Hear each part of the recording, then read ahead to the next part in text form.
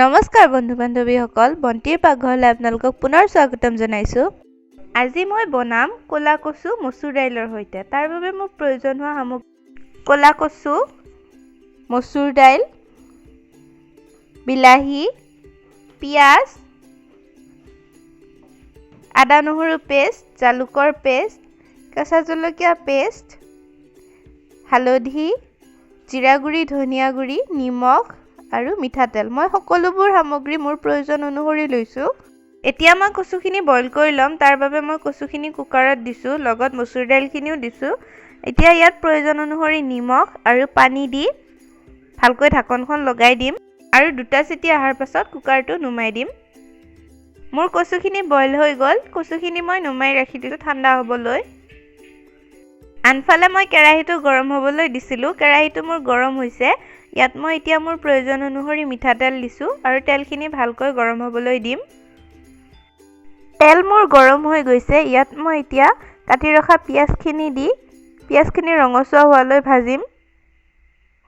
পিঁয়াজখিনি মোৰ ৰঙচুৱা হৈ গৈছে। ইয়াত মই এতিয়া আদা নহৰু পেষ্ট, জালুকৰ পেষ্ট, কেঁচা জলকীয়াৰ পেষ্ট আৰু লগত এটা কেঁচা জলকীয়া ফালি দি ভালদৰে ভাজিম কিছু সময়।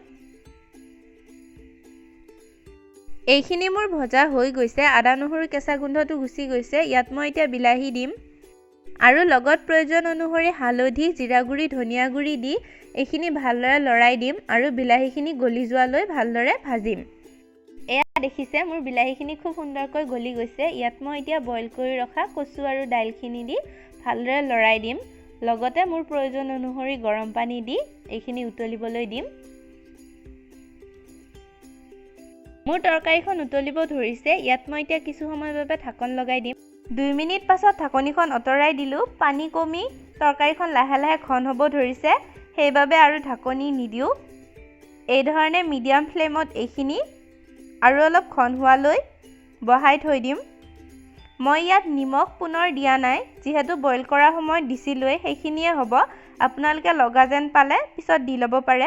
ক'লা কচু আৰু মচুৰ দাইলৰ তৰকাৰীখন মোৰ হৈ গৈছে, সেইবাবে মই এতিয়া এইখিনি নমাই ঠাণ্ডা হ'বলৈ দিম। কাৰণ কচু কেতিয়াও গৰমে গৰমে খাব নালাগে, ধৰিব পাৰে। ঠাণ্ডা হ'লে খাব। ক'লা কচু আমাৰ তেজৰ কাৰণে খুব ভাল। আপোনালোকে হয়তো জানেই, যোনবোৰ মানুহৰ হিমগ্ল'বিনৰ প্ৰব্লেম থাকে, বিশেষকৈ মহিলাসকলৰ, তেওঁলোকক ডক্তৰে ক'লা কচু খাবলৈ দিয়ে, কাৰণ ক'লা কচুত প্ৰচুৰ পৰিমাণে আইৰণ থাকে। যদি মোৰ ৰেচিপিটো চাই ভাল পালে প্লিজ লাইক কৰিব, শ্বেয়াৰ কৰিব, ছাবস্ক্ৰাইব কৰিব। নমস্কাৰ।